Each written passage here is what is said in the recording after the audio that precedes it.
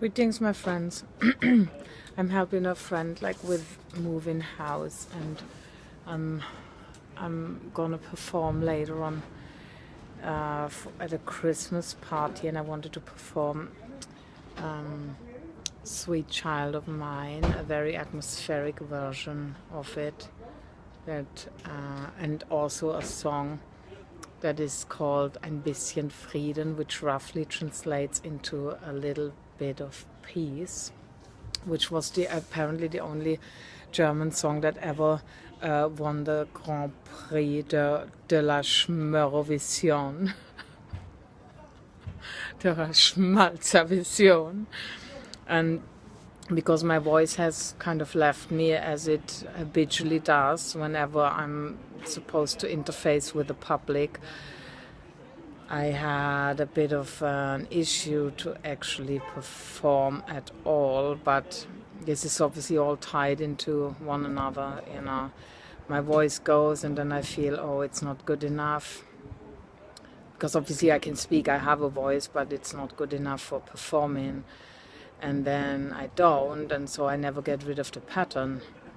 And I never get to see that, oh, that wasn't that bad. And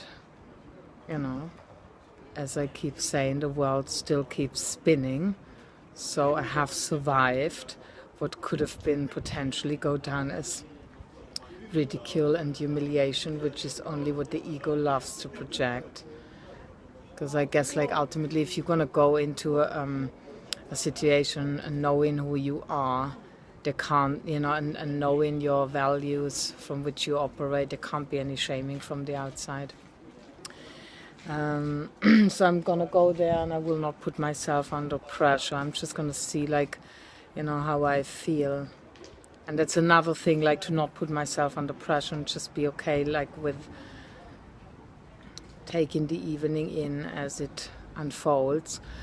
And my friend actually recommended that I shall participate in something where women, in particular women, because it's always women, mostly women, needing to regain their voices. I think. I mean, obviously it's everyone, but I think for women it's almost a bit more extreme and fundamental. I really don't know. It's not a woman or man thing, but there is really something about women and singing and how that public space has been so much controlled with this whole reptilian shaming logic, and the value structure that is attached to it, and the superiority and the inferiority and rah rah rah.